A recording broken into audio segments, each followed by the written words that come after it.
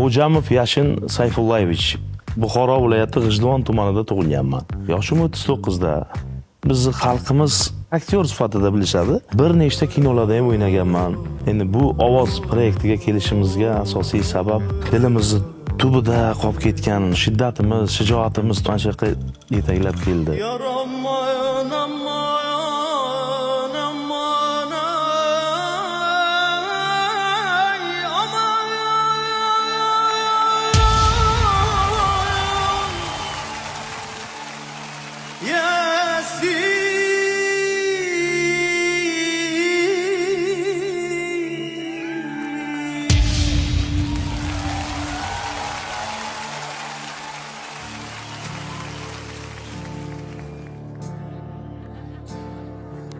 مش اسمح لك تيزي مشاري او تتسامح